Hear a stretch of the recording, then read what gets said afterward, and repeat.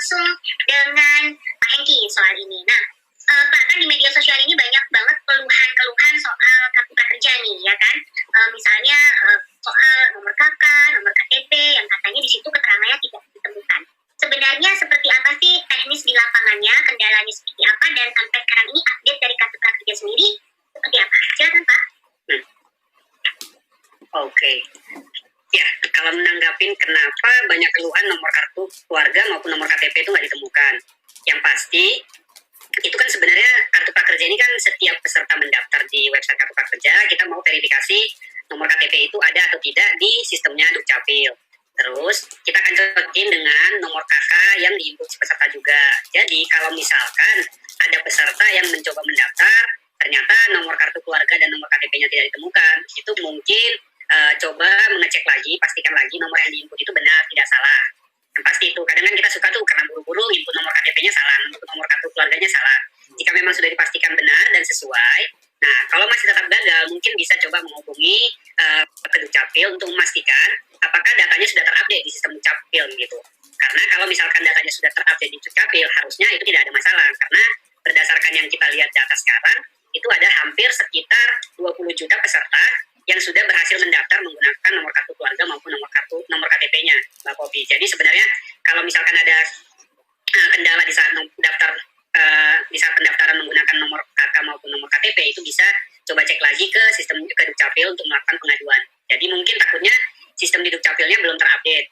Datanya, ini kita ngomongin datanya, takutnya data di Dukcapil tidak terupdate dengan yang ada dipegang oleh si peserta. Kira-kira seperti itu.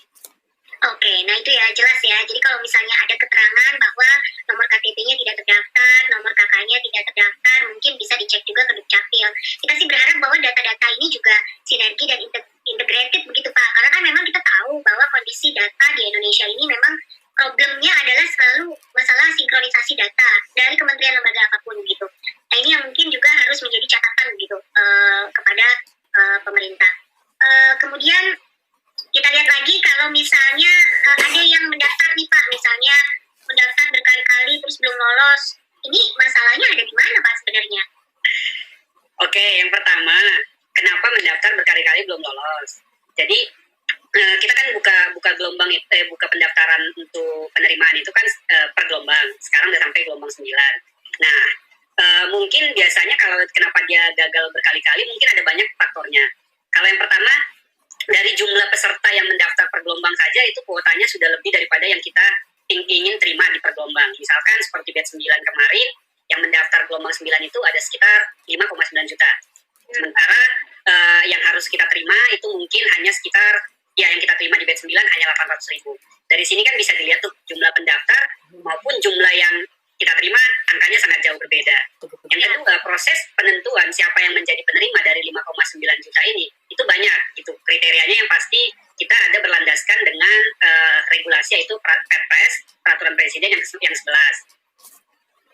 Peraturan Presiden yang 76, mohon maaf. Di situ ada dijelaskan bahwa penerima kartu prakerja itu tidak boleh termasuk TNI Polri, ASN, pejabat negara, pejabat desa, dan lain-lain. Nah, salah satunya adalah, jadi jika misalkan si pendaftar ini salah satu dari yang tadi saya sebutkan berdasarkan Perpres 76, itu berarti mereka ini tidak akan bisa lolos menjadi penerima. Yang kedua, kita juga ada yang namanya, karena ini adalah menjadi awalnya memang adalah program untuk meningkatkan reskilling dan skilling kompetensi, itu sejak pandemik ini program kartu prakerja berubah menjadi semi bansos. Berubah menjadi semi bansos, maka semua peserta-peserta yang data mereka sudah terdaftar di Kemensos sebagai penerima bansos, baik itu BLT, PKH, dan lain-lain, maka mereka tidak akan pernah lolos untuk menjadi penerima kartu prakerja. Kenapa? Karena di Permenko 11 sudah ditetapkan bahwa penerima bansos di saat pandemik seperti ini tidak akan mendapat kartu prakerja. Kemudian, kita kan ada juga nih untuk yang program pemulihan ekonomi, yaitu bantuan upah. Nah, jika peserta-peserta yang mendaftar ini sudah mendapatkan bantuan upah tadi, itu juga tidak akan bisa lolos jadi penerima kartu prakerja. Oke, nah, jadi biar nggak ada tumpang tindih gitu ya Pak ya? Betul Bu, duit negara kita kan nggak banyak, jadi bagi-bagi duitnya dibatasin dulu. Nah, yang untuk bantuan upah ini itu sebenarnya itu sesuai dengan arahan komite dari kartu prakerja. Kira-kira seperti itu. Jadi jika semua peserta itu tidak ada bagian dari 3 kriteria tadi, dari yang bantuan bansos maupun yang tadi dari Perpres yaitu TNI Polri, ASN, pejabat negara, anggota DPRD dan lain-lain. Nah itu tidak akan pernah lolos menjadi penerima kartu prakerja. Nah yang kemudian setelah mereka kita filter berdasarkan yang tadi, barulah kita lakukan yang namanya proses randomisasi. Nah di proses randomisasi ini juga kan ada kemungkinan besar banyak peserta yang akan gagal. Kenapa ya? Karena tadi jumlah pendaftar dengan jumlah yang akan diterima itu angkanya sangat besar. Jadi mungkin, dan ini kan programnya hanya dapat satu kali buat satu peserta gitu. Jadi kalau misalkan sudah dapat, tahun depan dia tidak mungkin akan dapat lagi. Jadi buat teman-teman yang belum mendapatkan kartu prakerja tapi sudah ikut nih dari batch 1 sampai 9. Nah nanti mungkin bisa mencoba lagi di batch 10. Kalau misalkan belum dapat, berarti kita akan mencoba lagi di kartu prakerja yang tahun depan. Kira-kira seperti itu. Oke, nah kan ada juga yang misalnya harusnya sudah terima insentif atau misalnya dalam proses gitu, insentif Anda dalam proses misalnya. Nah ini atau misalnya ada keterangan gagal gitu, masalahnya apa Pak Hengki? Oke, pertama tadi kan Bu Popi juga udah menjelaskan tuh di awal syarat-syarat untuk mendapatkan insentif itu harus mengisi rating, pertama menyelesaikan pelatihan, mengisi rating dan ulasan tentang pelatihan yang diikutin, kemudian mentautkan rekening ataupun e-wallet. E-walletnya itu sekarang ada 3, saat ini baru ada 3 yaitu Link Aja, OVO dan GoPay. Ya, nah jadi kalau misalkan status insentifnya ada dalam proses, itu adalah di mana tim prakerja itu sudah melakukan yang namanya proses reconcile, sudah mendapatkan laporan dari digital platform bahwa peserta ini sudah menyelesaikan pelatihan, sudah dapat sertifikat. Nah, jadi status dari dalam proses itu adalah lagi diproses untuk pencairan dananya. Kita akan memberikan dana ini ke rekening e-walletnya si peserta masing-masing. Kalau tiba-tiba status gagal, nah ini yang bermasalah. Kalau gagal ini, itu biasanya berdasarkan pengalaman yang kita lihat dari bulan berapa nih? Dari bulan 4 sampai sekarang, itu banyak yang gagal gara-gara e-wallet mereka itu kadang tidak ditemukan atau nonaktif. Jadi, sekali lagi, kalau misalkan teman-teman menggunakan e-wallet, Link Aja, GoPay atau OVO, itu pastikan e-walletnya selalu aktif. Jangan diganti gitu. Misalkan nomor telepon yang sudah sempat ditautkan di kartu prakerja adalah 0812, tiba-tiba pesertanya mengganti nih di GoPay misalkan. Nomor 0812 menjadi 0856 misalkan. Nah, di saat kita transfer ke sana, itu tidak akan ditemukan. Akunnya sudah tidak aktif atau mungkin akunnya bermasalah. Tapi ini adalah gagal ditransfer, bukan tidak akan diberikan, itu beda. Jadi kalau misalkan gagal, apa yang harus dilakukan peserta? Pertama adalah mengecek rekening apa yang ditautkan di kartu prakerja. Jika ada rekeningnya adalah e-wallet, maka peserta pergi ke e-wallet yang tersebut untuk memastikan apakah akunnya masih aktif. Kira-kira seperti itu. Jadi kalau dalam proses itu memang lagi diproses di sistemnya prakerja. Kita kan setiap hari itu yang kita cairkan itu kan cukup besar angkanya, karena banyak juga yang harus kita cek. Jadi di saat dalam proses itu mungkin itu butuh 1 kali 24 jam sehingga nyampe ke rekeningnya peserta. Tapi kalau gagal ini adalah gagal ditransfer, bukan tidak akan diberikan, itu beda. Jadi kalau memang sudah menyelesaikan pelatihan dan ratingnya sudah rekeningnya ataupun e-walletnya tidak bermasalah, itu pasti akan kita transfer. Gitu. Oke, jadi kalau misalnya di e-wallet misalnya nih, atau misalnya mau ganti handphone, caranya gimana Pak Hengki? Oke, kalau sekarang kalau mau ganti handphone, nomor HP, misalkan nomor HP-nya bermasalah, kita sudah ada fitur untuk mengganti nomor HP. Jadi, tapi karena sekarang itu fiturnya, di saat kita mengganti nomor HP, itu teman-teman juga harus mengganti e-walletnya. Kenapa? Karena saat ini memang rule di kita nomor HP yang didaftarkan di kartu prakerja itu harus sama dengan nomor HP yang mereka gunakan di e-wallet jika mereka memilih e-wallet sebagai rekening penerima insentif. Fitur penggantian nomor HP ada di website di dashboard kartu prakerja, pergi masuk ke halaman user, lalu kemudian di bagian situ ada yang namanya ubah nomor telepon. Tapi pastikan di saat sudah mengganti nomor HP, e-walletnya harus diganti juga. Kira-kira seperti itu. Oke, kalau seandainya di akun e-walletnya kan ada tuh yang misalnya belum terupdate, kemudian disuruh update, kemudian sudah diupdate atau di-upgrade, tapi dashboard prakerjanya juga masih belum terupdate. Nah ini persoalan teknisnya ada di mana? Oke, persoalan teknisnya Jadi kalau sobat prakerja nih, misalkan udah masuk ke website kartu prakerja, terus tiba-tiba ternyata disuruh upgrade. Nah, terus sobat prakerja pergi ke e-wallet, melakukan upgrade akun, kemudian akunnya sudah terupdate nih. Nah, itu kalau mau secara otomatis di sistem kartu prakerja terupdate, itu harus menunggu 1 kali 24 jam. Kenapa? Sistemnya kartu prakerja akan melakukan pengecekan secara berkala 1 kali 24 jam ke sistemnya e-money. Misalkan seperti tadi 0812 statusnya belum terupdate nih di sistem kartu prakerja. Lalu si peserta ini sudah melakukan update. Nah, kita akan melakukan pengecekan untuk nomor telepon tersebut di malam hari. Kira-kira mungkin itu subuh-subuh gitu. Sistem kita akan mengecek ke sistemnya e-money. Apakah nomor telepon 0812 ini sudah diupdate. Nah, itu kan membutuhkan waktu. Jadi, solusi cepatnya adalah kalau teman-teman sudah lakukan upgrade di sisi e-money atau di sisi e-wallet, bisa kembali ke website kartu prakerja, lalu meremove e-walletnya, kemudian mentautkan ulang. Kira-kira seperti itu. Jadi kalau misalkan sudah di-update, kembali lagi ke website kartu prakerja, di remove e-walletnya, kemudian tautkan ulang lagi nomor e-wallet tersebut, sehingga statusnya akan terupdate. Tapi kalau memang tidak mau melakukan itu, menunggu 1 kali 24 jam.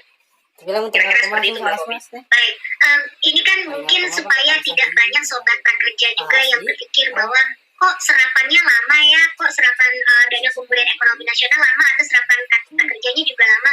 Pak Hengki, mungkin ini bisa membuka mata kawan-kawan atau sobat kartu prakerja sendiri tentang alur bagaimana akhirnya dana ini bisa sampai ke tangan mereka langsung. Oke, baik. Seperti tadi, kenapa mungkin pertanyaannya kan berarti ini soal penyerapan dari dana kartu prakerja. Kalau dilihat dari penyerapannya kan, penyerapan satu yang pasti adalah kartu prakerja itu penerimaannya adalah per gelombang setiap minggu. Seperti sekarang adalah batch 9 gitu. Terus itu pasti tidak langsung kita terima di depan. Dari total sampai 5 dari batch 9 ini ada sekitar sudah 5.480.000 sekian yang menerima ditetapkan menjadi peserta kartu prakerja.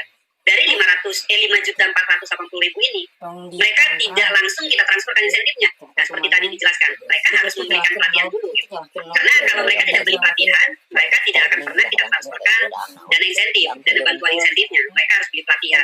Yang memberikan pelatihan ini kan ada di sisi user. Gitu. Jadi kalau pesertanya tidak beli, ya dananya nggak akan terserap juga. Gitu. Yang kedua itu, di saat mereka beli juga mereka harus menyelesaikan. Gitu. Kadang ada juga beberapa peserta mungkin dia mau belinya hari ini, menyelesaikannya mungkin 3 hari atau 4 hari lagi. Sehingga kan itu pasti dari sisi penyerapannya pasti juga akan lama. Kenapa? Karena dia akan menyelesaikan lama, sehingga dana yang kita transferkan untuk insentif 600.000 selama 4 kali itu pun akan lama. Gitu. Jadi istilahnya kita itu di sistem kartu prakerja mungkin agak sedikit berbeda. Bukan sedikit, tapi sangat berbeda dengan bantuan sosial lainnya gitu. Kita berikan dana ini, tapi mereka harus memenuhi beberapa kriteria yang itu semuanya actionnya ada di sisi peserta, bukan di sisi prakerja. Kira-kira seperti itu, Bu Fowi mungkin. Oke, baik. Ini juga kan banyak yang bilang, kok aku nggak bisa ya dapat kartu prakerja, apakah mungkin karena saya tidak terdaftar di BPJS, atau saya ini mungkin bidangnya adalah pekerja lepas. Mungkin bisa dijelaskan Pak Hengki, siapa saja sih sebenarnya penerima manfaat dari kartu prakerja ini? Oke, penerima manfaat kartu prakerja yang pertama, kartu prakerja itu ada 2 payung hukumnya, peraturan presiden Perpres 76 dan Permenko 11. Tadi kan sudah sempat saya jelaskan juga, sekali lagi nih, berarti di Perpres 76 peserta kartu prakerja itu adalah yang berusia 18 tahun, terus warga negara Indonesia, lalu tidak sedang bersekolah atau mengikuti pendidikan formal. Kemudian itu adalah syarat penerima kartu prakerja. Lalu ada juga kriteria di mana yang tidak berhak menerima kartu prakerja. Yang tidak berhak menerima kartu prakerja di Perpres 76 sudah dijelaskan bahwa pejabat negara tidak boleh, ASN atau PNS tidak boleh, anggota DPRD, terus kemudian pejabat daerah, desa dan lain-lain itu juga tidak boleh. Lalu di Permenko di peraturan Kementerian Perekonomian yang 11 juga disebutkan bahwa penerima bansos tidak boleh gitu. Jadi yang perlu ditekankan lagi adalah ini kan kita ada data yang kita miliki ini kan kita bekerja sama dengan kementerian dan lembaga. Data-data peserta misalkan penerima bantuan upah. Nah, ini juga kita bekerja sama dengan BPJSTK. Yang diterima oleh kartu prakerja itu ada data hanya nomor induk kependudukan. Ini kan kita hanya menyimpan apa yang diberikan oleh kementerian dan lembaga. Jika ini ada, maka peserta kartu prakerja, peserta yang mendaftar untuk menjadi penerima kartu prakerja itu tidak akan bisa dapat, Bu. Jadi istilahnya kalau dibilang dari kriterianya tadi, sebenarnya siapapun berhak dapat dengan syarat mereka berusia 18 tahun, tidak bersekolah, dan warga negara Indonesia. Tapi jika mereka termasuk adalah orang-orang yang penerima bansos dari Kementerian Sosial, itu tidak akan pernah dapat. Jika mereka penerima bantuan upah yang sedang dikerjakan oleh Kementerian Tenaga Kerja dan BPJS TK, itu juga tidak akan dapat. Jika mereka merupakan TNI Polri, ataupun pejabat negara, ataupun PNS, seperti yang ada tertulis di Peraturan Presiden 76, itu juga tidak akan dapat. Kira-kira seperti itu. Oke, baik. Jadi jelas ya, Sobat Prakerja. Kalau yang masih bertanya-tanya supaya tidak ada tumpang tindih, karena rakyat Indonesia ini 270 juta ya, yang memang harusnya bisa mendapatkan serapan anggaran dari Dana Pemulihan Ekonomi Nasional, kemudian juga salah satunya stimulus untuk reskilling dan juga upskilling dari kartu prakerja. Nah, Pak Hengki, kadang-kadang kan banyak juga nih, kan itu ada 600.000 rupiah gitu. Kalau kita beli pelatihan, apakah uangnya harus dihabiskan semua untuk membeli pelatihan atau boleh ditabung dulu hingga batas waktu tertentu gitu sampai kita memilih pelatihan yang kita inginkan dan sesuai? Oke. Yang pertama, di saat Sobat Prakerja sudah menjadi penerima kartu prakerja, itu ada syarat di mana peserta kartu prakerja ini, penerima kartu prakerja ini harus membeli pelatihan. Membeli pelatihan ini harus 30 hari, paling lambat 30 hari sejak mereka ditetapkan menjadi penerima kartu prakerja.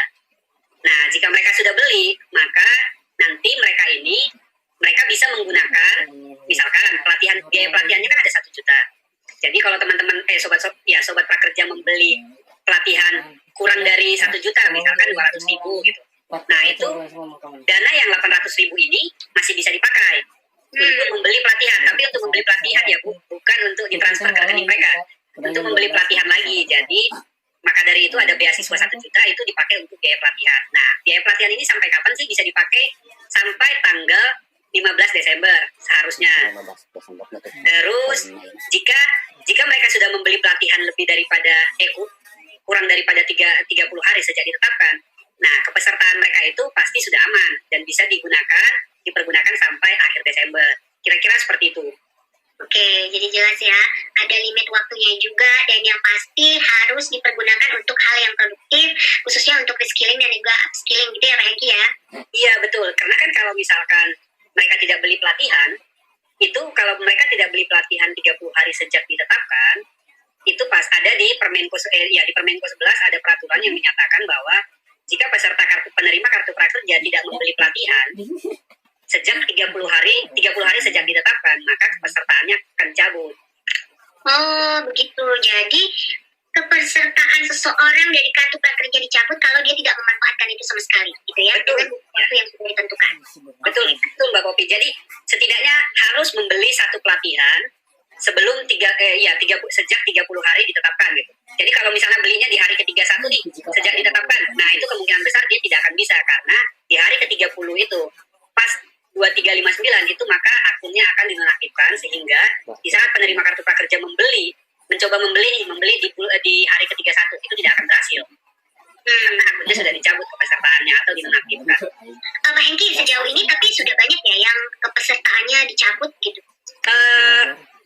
Banyaknya tergantung, kita bandingkan banyaknya dari mana dulu gitu. Kalau sekarang memang sudah ada 9 nih. Ya, kalau sekarang ada sekitar 189.000 ya pesertanya sudah dicabut kepesertaannya. Tapi kan angkanya ini mungkin besar, tapi kalau dilihat dari total penerima kartu prakerja, ada sekarang itu penerima kartu prakerja yang sudah ditetapkan itu 5,480.000 sekian gitu. Nah, angka 189.000 kan sebenarnya itu cukup kecil dibandingkan angka 5,4 juta. Ya, oke. Lalu untuk misalnya ada yang dicabut nih, ya kan? Apakah ada kuota lagi untuk pendaftar yang terbaru, Pak Hengki? Sekarang kita berarti ada di batch 9 ya, nanti berarti ada batch 10. Nah, untuk kuota yang dicabut tadi berarti ada sekitar berapa tuh tadi? 189.000. Apakah kuota ini akan ditambahkan ke batch 10? Itu saya belum tahu. Saya belum mendapatkan, kami belum mendapatkan arahan dari komite, jadi kita menunggu saja arahan dari komite kartu prakerja. Jika memang dana ini, yang peserta yang dicabut tadi memang ingin ditambahkan dilaksanakan atau tidak itu ada keputusannya di Komite Kartu Prakerja. Oke, jadi masih menunggu juga nanti informasi terbaru dari Komite Kartu Prakerja. Nah, untuk misalnya ingin mendapatkan informasi, biasanya kan suka call ke call center gitu, terus call centernya sibuk, terus ini mesti kemana hotline-nya? Iya, saat ini kita memang ada call center. Memang selalu sibuk, mungkin seperti tadi penerima kartu prakerja sendiri sudah hampir sudah 5 juta lebih.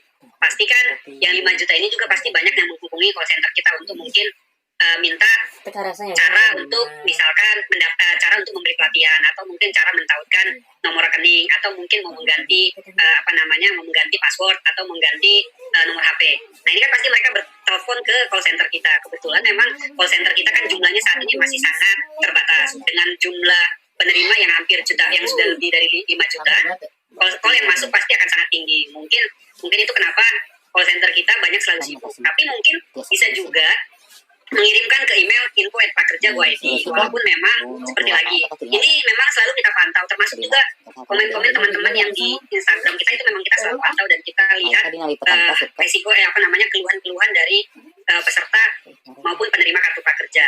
Nah mungkin untuk saat ini memang layanan yang kita berikan memang masih hanya call center, terus IG di Instagram maupun email ke info@prakerja.go.id. Tapi memang melihat tingginya minat maupun atau email yang masuk maupun telepon yang masuk, kita juga dari manajemen pelaksana kartu prakerja sudah melihat isu ini, sehingga mungkin dari minggu kedua Oktober kita juga lagi menambahkan atau memperbaiki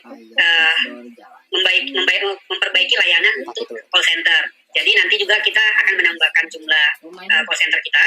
Kemudian kita juga akan lebih agresif untuk memantau email yang masuk ke info@prakerja.go.id maupun juga komen-komen yang masuk ke Instagram kita. Jadi istilahnya mungkin dari minggu kedua Oktober kita akan memiliki tim call center yang lebih baik. Kita akan menambahkan jumlahnya, terus kita akan juga memantau email yang masuk ke info@prakerja.go.id. Kira-kira seperti itu, Bu. Pak Hengki, ini kan ada yang gelombang 9 itu kan di minggu kedua bulan September. Ini saya mengintip beberapa pertanyaan teman-teman nih. Oh, yang pertengahan September ini kapan masuknya Pak Hengki gitu? Titipan ya Pak Hengki? Kenapa? Mohon maaf, gimana? Yang per minggu kedua September, ini status insentifnya masih proses. Kapan kira-kira akan cair? Oke. Nah, seperti dibilang tadi, Pak Hengki? ya, kedengaran? Oke. Kedengaran Pak? Kedengaran. Kalau misalkan dibilang kenapa kapan belum cair, ini berarti kita kembali lagi ke pertanyaan yang awal. Kenapa masih dalam proses atau gagal? Mungkin kita dari sisi kita seperti dibilang tadi, banyak data yang memang harus kita verifikasi maupun banyak yang kita proses gitu. Nah, tapi untuk mempermudah kita memproses, pastikan juga teman-teman atau sobat prakerja yang sudah mendapatkan jadwal insentif, pastikan nomor rekeningnya itu selalu aktif. Ini kita ngomong berarti rekening BNI. Kalau misalkan sobat prakerja itu yang ditautkan adalah rekening BNI sebagai rekening penerima insentif. Kalau misalkan yang ditautkan adalah e-wallet, GoPay atau OVO atau link aja, pastikan lagi tadi rekeningnya itu aktif gitu. Nomor teleponnya jangan diganti gitu. Karena kita kan juga memantau nih, kalau misalkan di saat kita mencairkan dana, kira-kira gagalnya kenapa sih? Nah itu. Yang banyak kita temuin itu juga, walaupun angkanya sebenarnya relatif kecil dibanding berapa banyak yang berhasil kita transfer. Mungkin itu perharinya hanya 0,4% yang gagal kita transferkan. Itu sangat kecil. Jadi dari sobat prakerja juga pastikan rekeningnya itu selalu aktif, tidak diganti nomor teleponnya kalau itu rekening yang ditautkan adalah e-wallet. Kira-kira seperti itu yang bisa saya jawab. Oke, baik. Jadi ingat ya, kalau misalnya ngasih rekening, misalnya salah satu bank, kalau bisa ya jangan nggak ada duitnya di dalam. Nanti kalau duitnya nggak ada kan susah, nggak kita ada mobilitas kartu prakerjanya jadi terhambat gitu ya. Oke, kalau dilihat secara teknis nih, atau misalnya pantauan dari gelombang 1 sampai 9, ini bidang-bidang apa aja sih Pak Hengki yang banyak sekali diminati oleh para pendaftar kartu prakerja biasanya? Pantesan atuh dah anjing kakak apa reci baru dah. Ya, yang paling banyak diminati itu pasti saat ini adalah materinya adalah kewirausahaan, terus Partnership ya. ya, terus bahasa, mungkin ya bahasa, kemudian itu banyak juga adalah IT, mungkin karena memang kondisi kita yang zaman pandemi ini, sehingga mereka mungkin mencari skill atau kompetensi itu yang bisa digunakan tanpa harus bertemu fisik ya Bu Popi ya. Jadi peserta kartu prakerja juga melihat kondisi itu sehingga mereka juga memberi pelatihan yang mereka bisa terapkan di kehidupan mereka sehari-hari, dan mungkin bisa juga untuk membantu ekonomi mereka gitu. Misalkan makanya dari itu banyak pelatihan yang kewirausahaan juga diambil. Kira-kira seperti itu. Jadi entrepreneurship, virtual reality itu banyak sekali di ini ya, kayak digital platform. Terus tadi ya aku juga sempat intip, temanku juga menyukai pelatihan agribisnis ternyata, dan ternyata agribisnis agak base juga ya, ketika misalnya masih ada anak muda yang memang melihat ini adalah salah satu sektor yang mungkin tidak disrupsi di saat pandemi ini gitu. Nah ini mungkin juga bisa jadi catatan untuk sobat prakerja saat ini. Baik, lalu ini kan sudah pasti sudah dilakukan evaluasi lah gitu oleh timnya Pak Eki dan teman-teman semua di kartu prakerja. Apa yang kedepannya akan dilakukan untuk terus mengupgrade kartu prakerja ini sehingga lebih mudah diakses, user friendly, dan juga masyarakat maksudnya literasi yang dilakukan kepada masyarakat juga lebih banyak begitu secara vokasi tadi. Oke, sebenarnya kalau dilihat dari sisi evaluasi impact itu mungkin bukan ranah saya. Saya mungkin kapasitas saya untuk menjawab soal itu mungkin kurang cocok. Tapi mungkin saya akan mencoba tadi itu tentang masalah user experience atau pengembangan dari sistem kartu prakerja ke depannya. Gitu. Sebenarnya kalau dilihat memang yang perlu kita dari sisi saya melihatnya memang sejak kartu prakerja dibuka sampai dengan sekarang memang banyak yang perlu dikembangkan di sisi kartu prakerja, khususnya untuk mempercepat proses seperti tadi proses pencairan dananya. Itu salah satunya adalah menjadi PR besar kita gitu. Kita juga akan melakukan yang namanya lebih banyak integrasi ke sistemnya mitra pembayaran kita maupun bank partnernya kita yaitu BNI gitu. Yang kedua, kita juga nanti akan mencoba mengevaluasi kira-kira dari program kartu prakerja dijalankan sejak April sampai dengan saat ini, kebanyakan itu blokernya di mana sih, dari khususnya dari user mendaftar sampai menjadi penerima kartu prakerja. Itu memang kita bisa lihat angkanya, tapi yang sebenarnya yang perlu kita, yang kalau insight saya lihat banyak memang literasi rakyat literasi rakyat Indonesia mungkin dari sisi untuk penggunaan digital, khususnya untuk pendaftaran digital itu memang kalau dilihat angkanya memang cukup bagus sih Bu Popi ya. Kenapa? Karena sampai saat ini berdasarkan data saja itu ada sekitar peserta yang sudah kurang lebih 30 juta untuk mendaftar di website kartu prakerja gitu. Tapi seperti tadi yang dibilang, yang sudah lengkap untuk melakukan yang namanya verifikasi nomor KTP maupun nomor kartu keluarga, itu angkanya ada sekitar 20 juta. Mungkin ya ada banyak peserta-peserta yang mencoba mendaftar, tapi mungkin mereka gagal karena apa? Karena mungkin nomor kartu keluarganya tidak valid dan lain-lain. Tapi setelah kita juga dari manajemen pelaksana, khususnya di operation, itu selalu memantau kira-kira problem user itu di mana sih gitu. Dari sisi user experience juga kita pengen perbaiki, khususnya soal komunikasi, penjadwalan insentif dan lain-lain gitu. Tapi mungkin aku mau bahas sedikit tentang yang ini Bu Popi, boleh ya? Ya silakan Pak Eki. Yang soal pelatihan gitu. Nah mungkin kan ini banyak nih teman-teman pasti selalu bertanya nih, saya sudah menyelesaikan pelatihan, tapi kenapa sertifikat saya tidak muncul di dashboard saya? Nah ini pertanyaan yang paling sering saya dengar, dan bahkan bukan cuma di sosial media, bahkan di internal juga. Selalu bertanya, Mas Eki, kenapa sertifikat peserta belum nyampe ya di dashboardnya? Gitu. Oke, saya akan jelaskan dulu prosedur atau flow di mana sertifikat ini akan tampil di dashboard gitu. Yang pertama, kalau peserta prakerja ini sudah menyelesaikan pelatihan, nah yang pertama kan pasti lembaga pelatihan akan melaporkan peserta ini sudah menyelesaikan pelatihan kemana? Ke digital platform. Misalkan Mbak Popi beli pelatihan tadi misalnya memasak atau make up, ya misalnya pelatihan make up belinya di Tokopedia, pelatihannya adalah dandan.id, lembaga pelatihannya. Terus Mbak Popi mengikuti pelatihan dandan.id, kemudian sudah menyelesaikan pelatihan. Nah ini dandan.id akan melaporkan bahwa Mbak Popi sudah menyelesaikan pelatihan ke Tokopedia. Tokopedia akan mengumpulkan semua laporan itu. Pasti dia melaporkannya bukan dari satu lembaga, dia akan mengumpulkan dari banyak lembaga, karena Tokopedia pasti berpartner dengan banyak lembaga pelatihan. Di saat itu sudah terkumpulkan, setiap harinya digital platform akan mengirimkan laporan penyelesaian ini ke manajemen pelaksana, ke PMO. Di saat laporan ini sudah dilaporkan, baru laporan itu akan kita update atau kita upload ke sistemnya prakerja. Di saat itu berhasil diupload, sertifikat pelatihan dari si penerima peserta kartu prakerja. Nah, di saat sertifikat itu tampil, di saat yang bersamaan juga lah keluar jadwal insentif, jadwal dana insentif akan kita transfer. Jadi di sini kenapa saya mau bahas ini adalah jika misalkan teman-teman sudah menyelesaikan pelatihan, yang pasti pertama adalah jangan lupa memberikan rating dan ulasan ke digital platform di tempat teman-teman sobat prakerja membeli pelatihan. Misalkan beli pelatihannya di Tokopedia, berarti memberikan rating ulasannya di Tokopedia. Nanti jika sudah menyelesaikan pelatihan, mungkin 1 kali atau 2 kali 24 jam, bisa bertanya ke lembaga pelatihannya, apakah laporan penyelesaian pelatihan saya sudah dilaporkan ke Tokopedia.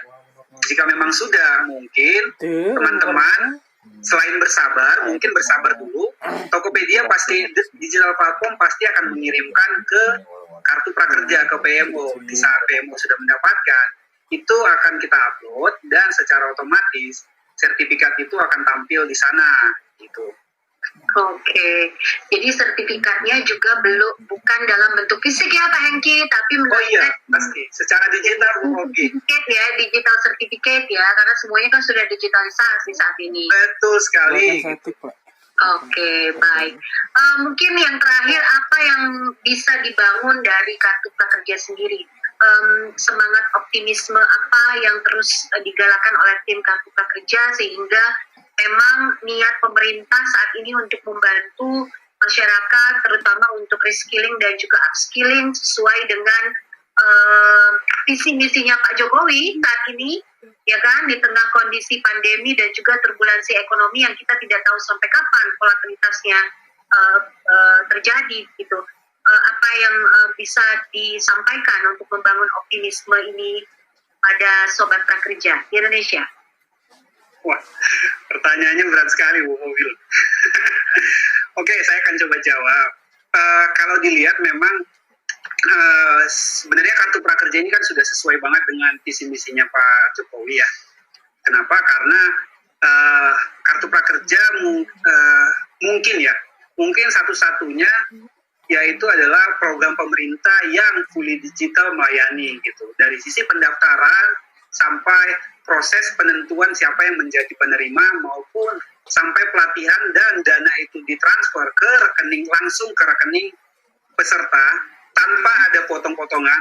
600.000 beneran 600.000 ditransfer secara transparan dan semuanya dilakukan secara digital. Dan saya juga merasa mungkin kartu prakerja yang cukup transparan dari sisi pelaksanaannya gitu, dari sisi dana yang berapa yang disalurkan, terus berapa dana insentif, dana pelatihan, dan berapa yang didapatkan peserta kartu prakerja. Kan ini merupakan itu adalah bukti bahwa kartu prakerja adalah bukti di mana bahwa pemerintah Indonesia sanggup memberikan layanan yang baik, layanan yang secara digital. Seperti yang saya lihat juga, kartu prakerja mungkin juga yang memberikan kesamarataan untuk seluruh rakyat Indonesia.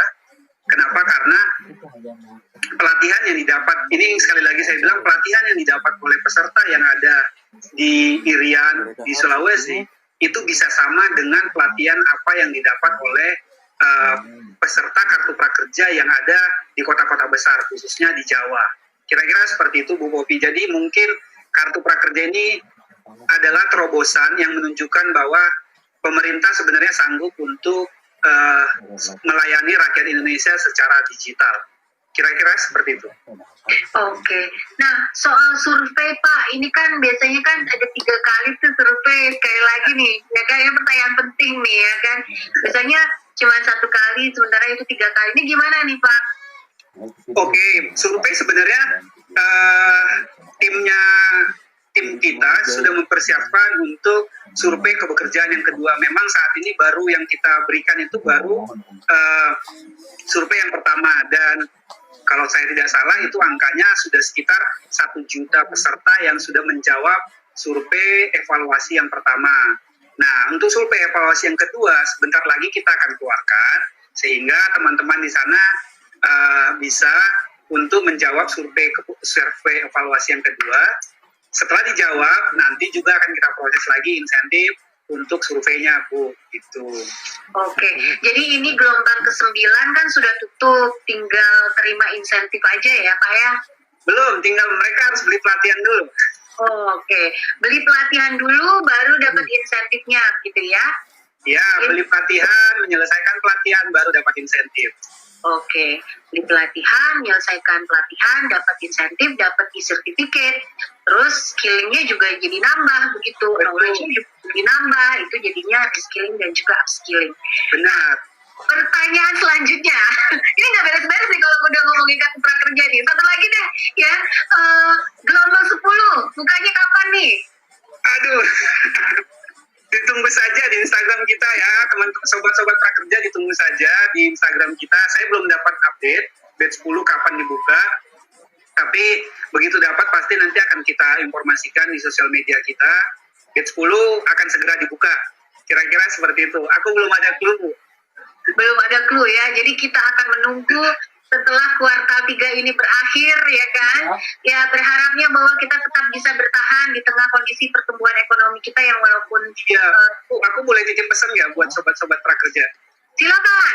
Oke, buat teman-teman sobat prakerja, ini kan batch 10 sebentar lagi, informasinya kan memang batch 10 akan adalah batch terakhir.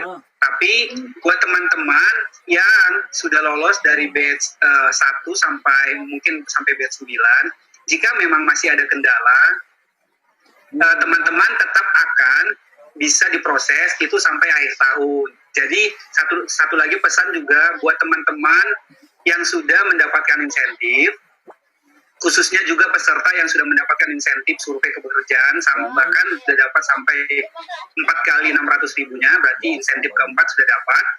Itu kalau masih ada saldo pelatihannya, ada baiknya dipergunakan, dimanfaatkan sebaik-baiknya untuk meningkatkan kompetensi dari sobat kartu prakerja. Kenapa?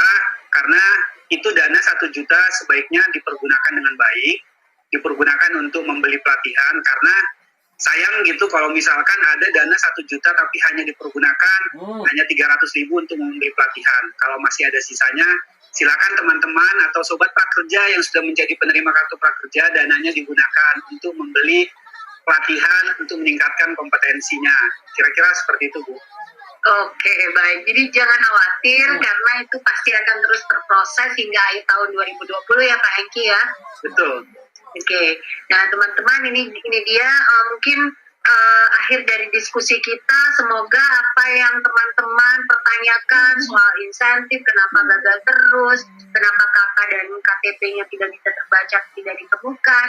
Nah itu mungkin tadi jawabannya Pak Hengki secara teknis sudah bisa menjawab rasa ingin tahu teman-teman sekalian. Begitupun soal arus alur dari bagaimana kartu prakerja ini akhirnya sampai ke tangan teman-teman. Tujuannya tetap ini memang inklusif sekali ya, seinklusif ini begitu tidak pernah terbayangkan karena ternyata kartu prakerja dari gelombang 1 sampai 9 luar biasa gitu teman-teman yang akhirnya mendaftar. Dan memang ada problem di sana sini dari sisi teknis dicoba untuk diatasi juga oleh teman-teman tim dari kartu prakerja saat ini. Dan selalu tadi Pak Hengki juga bilang yang bisa saya summary adalah apa yang tim kartu prakerja lakukan adalah sesuatu yang terus melakukan pembenahan ya Pak secara teknis, terus untuk meningkatkan secara teknis meningkatkan sistem. Kemudian juga supaya tidak ada kendala di sana sini terkait insentif dan juga teman-teman yang ingin mendaftarkan pelatihan. Itu ya Pak ya? Ya betul Pak Upi. Oke, baik. Kita akan tutup diskusi kita sore ini. Semoga ini menjawab. Semoga teman-teman semua dapat insight. Saya juga mendapat insight baru lagi dari obrolan kita sore ini. Saya mau mengucapkan terima kasih untuk Pak Hengki untuk waktunya bersama kami ngobrol-ngobrol di sini, ngobrol santai seputar kartu prakerja, dan juga tetap semangat ya teman-teman sobat.